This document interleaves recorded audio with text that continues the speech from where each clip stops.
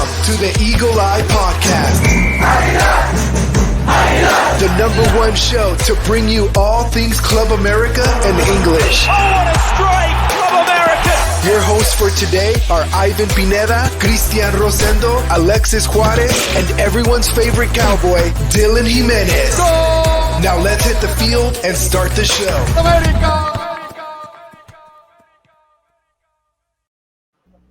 Hello, ladies and gentlemen. Welcome back to another episode of the Eagle Eye Podcast. Talk about consistency, 2 episodes in a row and in 1 whole week. I think it's fair to say that we are officially back. And as always, joining me today are my co-hosts. Today, it is none other than Brooklyn's very own AJ and Anaheim's very local Chris. How are you, gentlemen? Doing good. Thank you, Ivan. It's good to be here. Wow, look at that consistency. We're back here on another episode. Things you love to see. Definitely. Chris, how's it going over there? A little less heat today. I thought it was worse today, honestly. I was about to say it's like the worst day for me because it's very, very hot. And It's when humid. it's hot, bro, I'm so annoyed of everything. I got a haircut too, so I thought it was going to be better. Nah, bro, I'm over today. Well, on the bright side, next week plans to be a little bit better here in Southern California. So hopefully things are on the up and up in that sense. But yeah, we're back here talking all things America. We left off on Monday's episode talking in regards to this game against San Luis and the game against Tigres, and things seem to be on a roll continuously for America now. This game against San Luis, which was on Tuesday, AJ didn't paint it to be what the final outcome was. I mean, this is a 3-0 victory at home. Obviously, America keeps it going in regards to the 3-0 margin. But at first, this game did not look like it was going to be that. Yeah, no. First, it seems more. Jumping ahead, things is one could tale of 2 halves already because from the get-go, both teams were equally balanced throughout the first half. Both teams had equal chances, but Oviedo and Ochoa were doing their very best to keep it 0-0.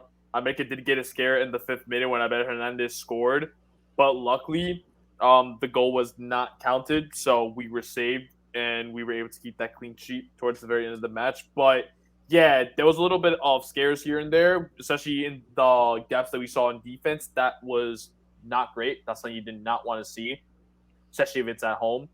But all in all, then second half, everything just changed from there. No, yeah, it did. It definitely did. And Chris, like AJ mentioned, a tale of 2 halves. But it seems like even though this America had a bit of a bump in the road, they continuously played their game. And it's not to say that San Luis didn't make it difficult, because I think they played a very, very smart game that unfortunately they couldn't last for the entirety of 45 minutes. And I also didn't help that America was able to pinch them on the counter towards the end of the first half. Yeah, man, I'm actually very impressed because it was very balanced until it just felt like America just popped them in the mouth when they wanted to, Like that's how those goals felt. It didn't really come from like this dominant stance. It just came out of nowhere.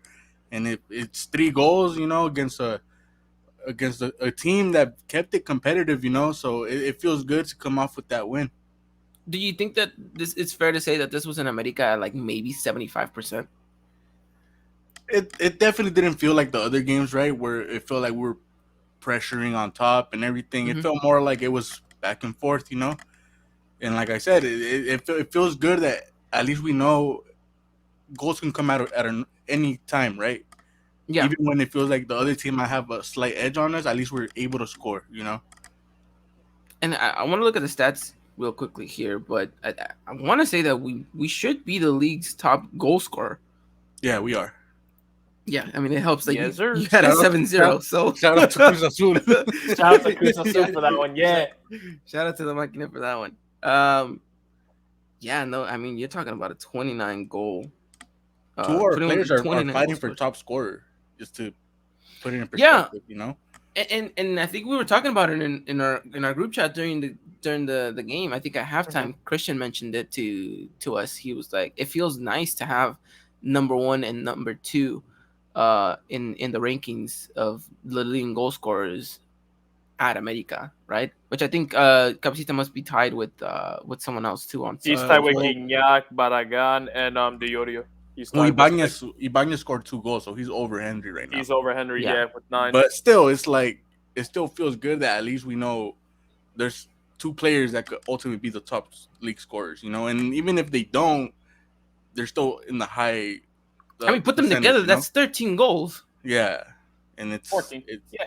14, yeah, 14 goals. that's not even adding everyone else that has scored too. It's not like they're the only ones scoring. It's other people Yeah. too. So, which has always been the case where America, where you get goals from other positions instead of the 9.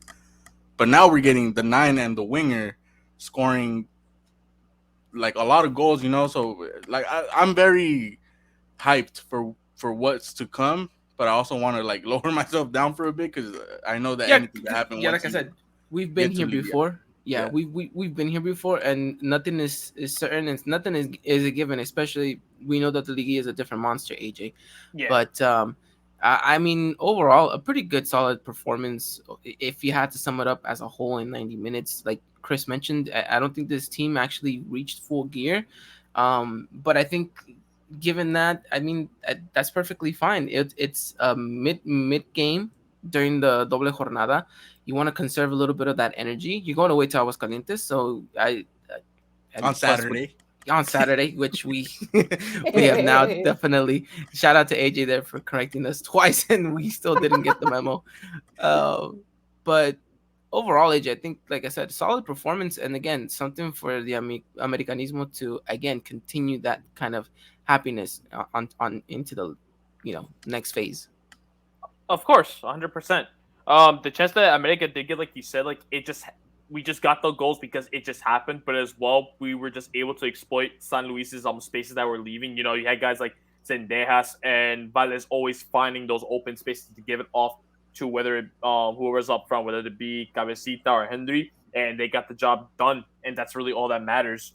And congrats to Tano Ortiz too. He's made history. He's won 8 games in a row, and he's up there with 2 of the coaches. One of the coaches actually being Solati's father, if I remember correctly. So look at that. He's joined the ranks up there with 2 other America coaches. Yeah, but it's one of these things that it's just like, you make history, but ultimately it needs to lead up to a championship. And I think Fidalgo even said it afterwards, after the game. He said, "Yeah, no, it's great that we've made that, but it's no one's really gonna remember it if it's not followed up by a title." So he said, our heads are level headed, our feet are on the ground, and we know that we got to continue doing what we've been doing so far. And I think that's a solid response because he's not the first person to come out and say that. You hear Luis Fuentes came out and said almost nearly the same thing. Necaxa has come out and kind of said the same. Ochoa said it time and time again. He said, especially after the game against Cruz Azul, he said, these are the type of games that you live for, and obviously, you want to be a part of them. But we'll celebrate this and we'll keep our head grounded and feet on the ground, and we keep going. We know we haven't won anything.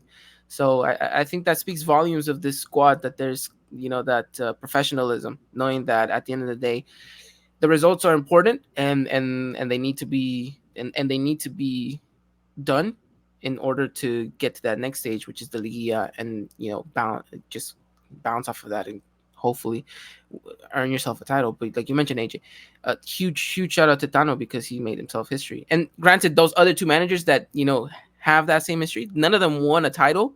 I just want to add that. So I think Tano wants to be the first one to say, what, I not only achieved that, but I also I was also able to lift a title at the end of the day. And correct me if I'm wrong. Does anyone have 9 in a row for America? Not to my knowledge. Right? I don't think no one's hit that 9 mark. So hey, Donald could probably put himself right up there if he gets it done versus Necaxa. Definitely. Now I want to ask you guys this. Go. Because my uncle always brings this up. He always says it's best to have a loss before we enter Liguilla to kind of know Balance where. yourself out. Yeah. Are you guys a believer in that, or is it one of these things where it's like we're America, that doesn't matter, we have to go run through everybody? I'm more of a firm believer that we're America, we got to run through everybody, but I do think we need a game to kind of bring us down to earth a little bit, and I think that game is going to be Necaxa. And I don't like hearing that. I still want to win them all. I mean, I do too, and it doesn't necessarily have to be like a loss. I mean, it could be a draw, or it could be You're a right. very terrible, scrappy win. That at the Yeah, end of the day, it kind of puts you in perspective. Like, okay, there's still some stuff left to tweak out here. yeah, yeah. No, I agree. Like I always get bothered when my uncle says that because he says I get where he comes from Yeah. because it is one of those things where you see someone be very confident, and you see it in the players. They think they're gonna run through everybody, and then there's that underdog team that comes and punch you in the mouth and beats you. And I don't Hmm. want that to happen to us. But like you said, you hear what Ochoa is saying, you hear what Fidalgo is saying, you hear what Fuentes is saying. Like, I hope it's not just the saying, and it's like they actually believe that. And I'm not gonna I'm not gonna be here and call them liars either, because every game it feels like they're really fighting for their spot and they're fighting to win every game possible.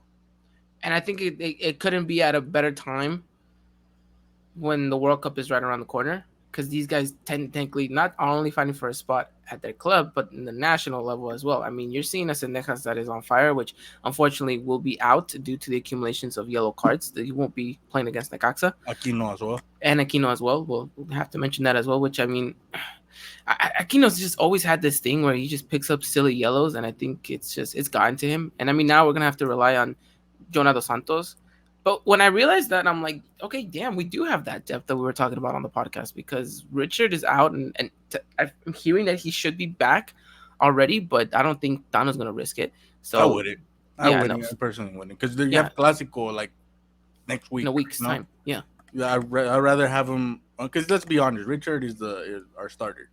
he is, He's not gonna move, and then the team looks different when he's on the field too. yeah, Which to me, he's like probably the most underrated player on the team because I see Richard slander a lot, and to me, like in this system, it's him and Fidalgo, and you don't move them around. no, you don't. I think you have to keep that basis. I mean, I feel like a lot of people were questioning because you lose a little bit of that defensive, uh, I guess, attribute when you take out a player like Aquino from the starting 11, or like a Jonathan Santos, but you gain a lot more going forward. And I think Tano entrusts in his center backs. And let's be honest, I see Fidalgo do things that sometimes I'm just like, I was not expecting you to just hustle down His and be dribbles, like a center back. his dribbles too, though. Like even Yeah. like he's really a complete player. Like I said, I think it was the last podcast where I said like Fidalgo used to like really get me mad. Cause he'd be passing back. But it's probably just a system thing. Maybe Solari was Yeah. just like, look, you're not gonna do anything risky. You're gonna wait until someone's open. And with Tano, it's probably like, hey, if you're able to do something with your feet, like go and look for it. And you could tell like this offense, this midfield is way different than anything Solari had. No, yeah, of course. Definitely. I agree with that. And then, Chris, I just want to end this, the recap with this. Um, Ochoa even mentioned that he said that he remembers very vividly that 2005 America squad that won the championship against Tecos with Mauro Carrillo. He says that he sees a lot of similarities, and a lot of, he gets a lot of the same vibes of that squad with this squad. What do you think that has to say? I think it's a very loose and humble squad, because me and you have talked about that defense back in '05, right? Yeah. We've had this conversation about which is the best defense Ochoa has ever had in his career, right? In club career. Yeah. And you really think about it, and it's that '05 defense. And it's Yeah. not the best, It's but not. but that midfield and that defense they worked hard. And that's probably what you get with this team right now too. They did said they work hard. People will sit here and call them troncos individually, but that doesn't matter if all together they're working hard. Yeah, they And I can put in a think that's performance. exactly what I don't, because obviously nostalgic reasons I'm always going to choose that '05 team, but it is a very competitive, humble team from my perspective at least. No, yeah, I mean, of course. And then, I mean, who's to say that America side doesn't go all the way into the final, find itself Mazatlan and beat them 8-0, Yeah. Could potentially be a story to write. Um, but yeah, AJ, anything else you want to add on in regards to this game against San Luis? Or do you think we kind of covered it all? I think we got it all. Also, Henry Martin, you want to just mention this? Henry Martin with 8 goals. I think the last time I've seen a Mexican score this many goals for America, correct me if I'm wrong, could be Oribe Peralta when he had like 8 goals. I forgot which season it was, but hey, could be the first time we could potentially have a forward in double digits since the days of Christian Benitez when he played for America.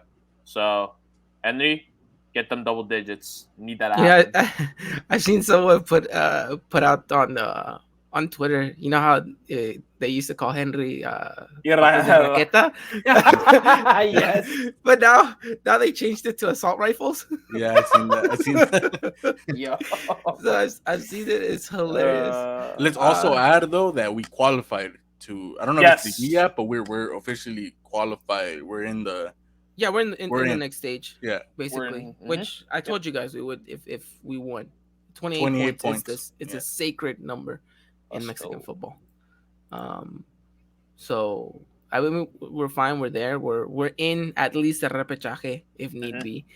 But I think which I hope not. No, if we get the repechaje, something went completely terribly wrong. Yeah, we don't want that. Yeah. Chill. The team wants first place. I mean, 100%. Yeah. And we want that home field advantage. So first place is a must. But yeah, I mean, America 3-0, like we mentioned, it was a slow start, a slow build for America, but at the end of the day, they never really had to get into the fourth gear. Everything was kind of left in third, and you saw a pretty good performance from the likes of, Cabecita Rodriguez, which I think we're all trying to see the best of form, and I think he's picking up form at the exact moment that you need him to. Henry Martin, again, continuously scoring goals, although he missed a penalty, but we're going to try to not remember that at all. And then, of course, never happened. Yeah, exactly. Never happened. And Diego Valdez finding a little bit more of his rhythm and a little bit more of his footing, getting on the score sheet as well. And like we mentioned, we lost 2 players for the upcoming matches due to yellow card accumulations, being Pedro Aquino and Alex Sendejas. So with that said, also, I want to mention the defense doing a pretty solid job. Ochoa, 1 save out of the night, which is kind of becoming a regular thing for him now. Really nice save, by the way. Because he was out. He was out. That was a really, really good save. Yes. I think other keepers eat that, if I'm being honest. But he was perfect. One hand, everything. Like, it was perfect. Everything that he did was just perfect, in my opinion. It was very good. Very good. And it goes to show how long of a stretch that man has. He could play in the NBA. I'm not saying that he just has that much. But yeah, pretty much it. America 3 points at home, and now you have a very tough matchup, gentlemen. Let's talk. Let's talk America versus Necaxa away at Aguascalientes, which I was speaking to someone that I play with on Wednesday nights. He's also an Americanista. He he was talking. He was talking to me about the game and everything, and he said, "Oh, we got Necaxa up next," and I said, "Yeah, that's the one. That's the one game that I kind of was fearful about this whole month." One, it's an away game, and 2, it's the fact that it's Aguascalientes, gentlemen. It's never been an easy road test for us. And I mean, AJ, you can attest to this. There's been times where we've talked about it on this podcast, and we hardly see America walk out with 3 points sometimes. Yeah, no, especially we're getting towards the very end of the season. The double jornadas are stacking up. This team is probably going to be tired, and when it's an away game, especially at Aguascalientes, it's always going to be a tough time, especially this team led by Jimmy Lozano, former Olympic coach for Mexico. He's been doing a solid job when Necaxa so far, who's sitting in 8th place. They're a team that I just feel like they're just that team that are always going to give America the biggest of problems throughout the full 90 minutes. So a game against this Necaxa side, it's gonna be a tough one. I don't think this will be an easy one by any means. No, it definitely won't, Chris. And I think we've mentioned about this squad and how well they've handled the pressure. Could this be another one of those matchups like the one we saw against Querétaro, where it wasn't the prettiest of performances, but maybe potentially we can walk away with something here? Yeah, I think that's what I'm expecting. I think it's gonna be one of those games where, like Sendejas is not gonna be there, right? So you're gonna see either Brian Rodriguez, Layun, or Jurgen Damm. Or I don't know who else. Jurgen's too busy reloading all of the pyrotechnics at the Azteca. Well, Ayun or Brian Rodriguez, right? And Brian Rodriguez didn't really look that great, if I'm being honest. And I think we all have this weird feeling about Layun starting wherever, you know. Yeah. So I think we're gonna, and then like if it's Jonah starting, we have a feeling he'll do a good job, but it's still not gonna be like Pedro Aquino and Richard type good job, at least, you know. Well, it Yeah. might not be. I don't know. I don't know. I can't really say, but I do think it'll be ugly game from the standpoint that it's gonna. I'll say it's gonna be boring, right? That's how probably people are gonna look at it. But I Hmm. do think we could get a win. I do think Cabecita and Henry and Valdez are still gonna make things difficult for them. If it's not the whole game, it's gonna be part moments, right? And what did we just do with San Luis? We gave them those moments, in that came 3 goals, you know.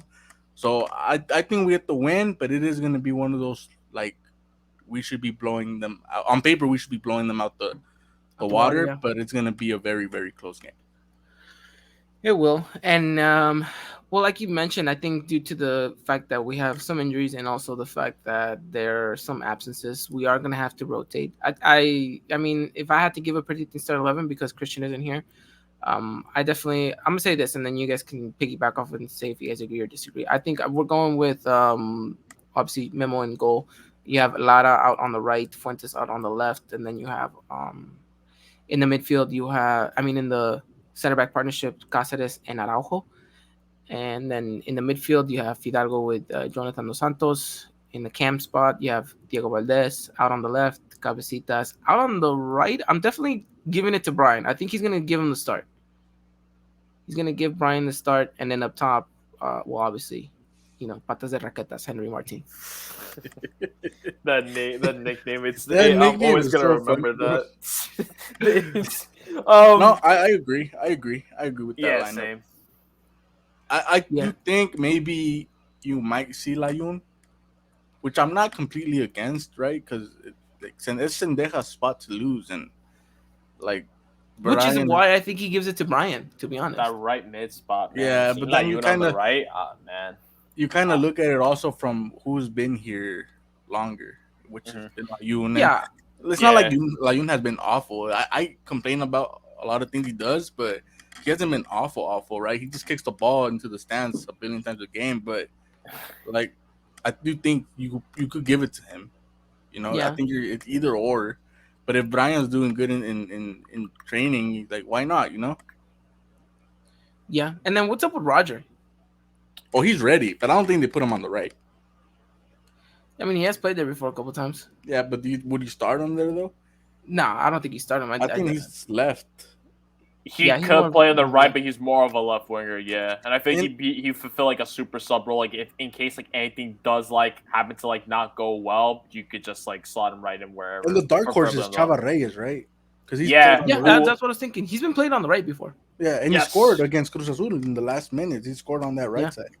So he's a dark horse, but I don't expect him to start, honestly. Yeah, no, and I guess that's the beauty of Dano not giving us these weird lineups, right? Or these Oh big yeah, surprises. yeah, So consistency.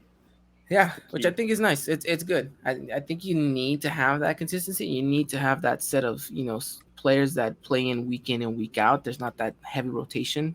Mhm. Even though, granted, if he was doing it, it would be merited, right? It's because all these games in such a short period of time. And let's face it, like this squad is still gonna have a lot to do even during the international break. You have Leagues Cup against this Leagues Cup friendly against Nashville, and then a couple days later you got to fly out to Atlanta, and you got the game against Chivas. yeah. So we'll see though. But ultimately, I think this America side has exactly enough depth and enough talent to go out into Aguascalientes and play a good game. And I feel like we're gonna see exactly what you mentioned, Chris, an ugly game, right? A boring game, a dull game Yeah. where America sits back a bit, gives Necaxa a little bit more liberty to do what they want on the ball. Because I think this team feels like they're not only a very good possessor side when they want to be, but they're also a very dangerous counterattacking squad. Because we have speed. I don't know how much speed we'll have if Layun is playing out on the right, but we do have speed. I mean, Cabecita is looking a lot more, faster. Henry definitely a little bit more quicker. So I can, Valdez. and Valdez too. And so I see this squad being capable of playing both roles. Um, Now the question is whether or not Dano Ortiz is going to want them to perform said tasks, and from there I think it should be simple enough. But for you, AJ, what's going to be the key factor for America to walk away with let's say it all 3 points here, because I think it's more than doable. That midfield's just gonna still need to do what they gotta do best. Really, it's just controlling it. It's unfortunate we're not gonna really have Zendex. I feel like he's like a key part into the attack into that final third. But with the midfield that we have present, whether it's gonna be seeing Fidalgo, Valdez, Jonathan Dos Santos, these guys gotta step it up. We've been no reason to expose those spaces that teams leave behind. When you got someone like Valdez with the pace and the dribbling capabilities he has and able to take players on one, he's going to be key in finding those outlet passes, or even better himself, trying to get himself a shot on target. Fidalgo, he's just playing out of his mind.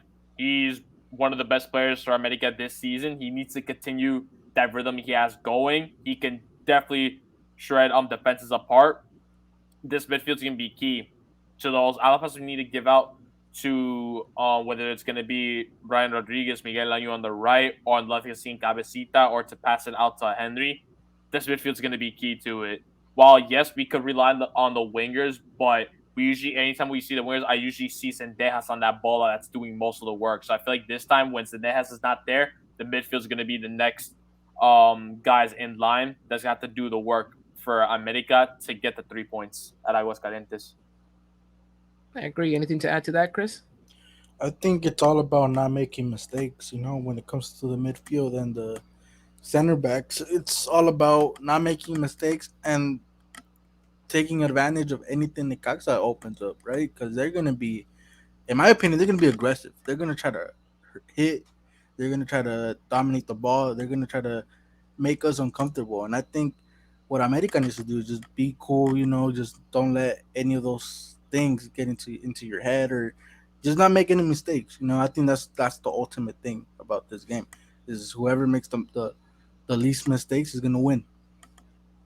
No, yeah, agreed. I think you have to have a very well-rounded game as America standards go, and like you mentioned, don't fall into any of those like little mistakes here and there, because we've seen that from time to time. This America side sometimes does fall into that, and so like we mentioned, it's just about being a well robust squad and side that knows how to manage these games. And I think that's going to be key and important, because at the end of the day in the Liguilla, you're going to have to learn how to manage an away leg just as much as you are going to be able to manage a home leg. So it's a good starting point for America, because if I'm not mistaken, this is our second to last away game. So it's this one, and then close it off the season with Puebla. Mm-hmm. Yep. Don't we play Santos over there? No, it's Santos all is at home. Okay. Yeah. Okay. I was gonna comment that game is also could be a very ugly one. But if it's at home, then I'm more comfortable, right? But yeah, if it was away, it'd be a different thing. Yeah, Torreon is never an easy one. But wow, after the Necaxa game, you're talking about 3 games, and that's the wrap for the season. Yeah, minus the friendlies. Yes. Yeah, minus those meaningless friendlies, but we'll get to those when we get to those. Puebla is also going to be a tough one, but at that point, I think you just kind of realize where you're at, and if you don't need to risk anything, and maybe you do some rotation, or I don't know, we'll have to wait and see. I mean, a lot can happen within the next 3 weeks that we'll be seeing them.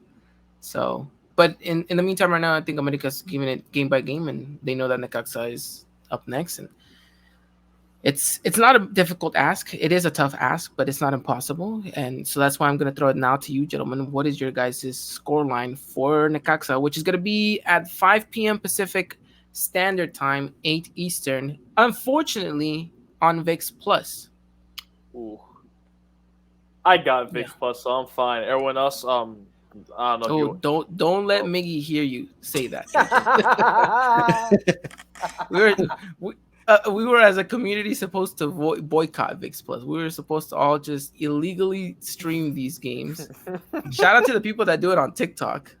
Yo, what? I watch it on Instagram. TikTok? You watch it on Instagram?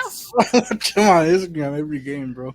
Yo, I'm waiting for a bootleg stream on MySpace if that's even possible, bro. Like whatever other place. Yo, What? Instagram? yo, Yeah. that's something that's new to me, honestly. I'm Shout gonna out ask to for. Ronaldo. All right, I'm gonna ask for the If you link know, you next time. know. Yo, let's not I'm- call him out here. Yo, they Yeah. yo, he's doing God's work with those. Yeah, no, unfortunately, VIX Plus game. Well, if you have access to it, great. If not, then stay strong, stand with the rest of us, and yeah, we'll see how that and game ends up going. But give me you guys a scoreline prediction. You want to go first, Chris? Yeah, I think 1-0. Like it's like Right. I don't. Obviously, the last games make you want to say 3-0, 4-0, whatever. But like I said, it's one of those games, and I don't even know the weather over there. But usually that field isn't really the best. It's not. So I think it's one of those games where yes, we could win. It's gonna be a good game or an ugly game, but a good game for us because we win. And I think 1-0, and I'm looking either Cabecita or Henry Martin to score. Yeah, no, I mean, you wouldn't be wrong to say, upwards into the threes because our past couple of away games, they've all been, minus the Querétaro game, they've all been games where we've scored 3 goals. Correct. So, I mean, yeah, granted, this Necaxa game, I mean, if I'll say this much, my level of confidence would go through the roof if the America walks out of Aguascalientes with a goal margin of 3 or up. Definitely. I mean, you have to. That hubris is just impossible to keep back if America walks away with a set scoreline. But again, Chris, I'm on the same boat as you. I think it's going to be one of those matches. So 1-0 for Chris. AJ, what are you going with? Scrappy 2-0 win. I feel like we can get 2 goals, but it's just gonna be like a hard-earned 2 goals that we need to score. Like it's gonna take us some time to break down Necaxa, and we could get an opportunity here and there, and we will convert 2 goals at least. It's gonna Scrappy, be tough. It's gonna be scrappy. It's gonna be we're gonna have to fight for those 2 goals. We're gonna have to fight for that. Scrappy like Emilio Lara's goal against Querétaro. Scrappy. Yeah, let's go with that. Let's stress everyone. Let's just stress everyone out. I feel like this is gonna be one of those games. It's Okay. something about Necaxa where it's like they're just that team that's gonna stress us out. They're going to. And I think the more we play and the better we are, I think the more coaches want to find a way to stop us. And so I think Jimmy Lozano's looking at this and saying, this is the type of game where I can be in the headlines, and if I can plant my team correctly and walk away with a result, then it's gonna be like a kudos on me moment. These are the games that teams like Necaxa or teams that just don't have that optimism say, I'm gonna save my season by beating America. Let's call it how it is. It's very cocky of us to say that, but let's not act like that's not reality. These teams look to beat us because it saves them their job, or their whatever. Yeah. It makes their fan base happy and their bragging rights or whatever. But that's what this game is. It is. And let's not forget that this used to be a Clásico in a sense. The little brother Clásico, yeah. But that's all, of course, died out. And we'll see. But all right, AJ's going with 2-0. You're going with a 1-0. I am gonna break tradition here because I'm the clean sheet guy through thick and thin. But I'm going with a 2-1 victory for America. Ooh. I don't hate it. I could see that. I could see that happening. We'll cough up goal just like Mazatlan, where we just gave up a goal. I could see that actually. Another own goal. Oh, who is it gonna be though? I'll give it to Layun if he plays. Oh, It would be. I'm going off if Layun scores an own goal. I'm going off, bro. Yo, kicks the ball so far, ends up going to our own goal somehow. It's like, well, the one time he puts the ball in the back of the net, it's gonna be an our end. Yeah, man, what a game that would be. We're slandering Layun, and I look he has 4 assists this season. As a right back, that's really solid. And in that game against Cruz Azul, He got 2 assists in 24 minutes If you as a look at left his winger. Twitter, Yeah, if you as look at his left Twitter winger, I'm page, he like, defends himself a lot. yo, I mean, if he can defend himself when no one else can, yo, by all means, go ahead, dude. Yeah, I get it. No, I yeah. get it. But we'll see. We'll see. But overall, we're expecting a good game and a result for America, which unfortunately for the standards that it is, it has to be. It has to be a victory. It has to be 3 points. And just keeps climbing the table. And then of course we'll be back to talk about Santos and how that's gonna look. And then of course the big one, the Clásico Nacional next Saturday as well. So we'll see what happens. We'll definitely see what happens. All right, gentlemen. Anything to add on before we wrap it up here? No, I think I've said everything we got to You say. got everything. All right, I've said it as well. Well, I hope you guys have enjoyed this. We're back officially here with some consistency. I'm glad to say it. I'm glad to see it, and I hope you guys are as well. With that said, gentlemen, thank you guys so much for taking the time out of your day to come and talk all things America in English. I just want to give out a huge shout out to Fidel Martinez, writer for the LA Times. He came out with a really, really nice article about Club America and what it is to be a fan and kind of everything and his experiences as well. So if you guys haven't checked that out, make sure you guys go read it. It's a really good read. We've actually retweeted it on our over on our Twitter. So make sure you guys go follow us and get you guys selves a read in that. And I hope you guys can do the same as me and identify a little bit with what he was writing. So again, shout out to Fidel and shout out to the whole Americanismo community out there doing their thing. But with that said, that pretty much wraps it up. We'll be back next week to talk all things America in English again. Until then, take care. And as always, arriba America. Goodbye.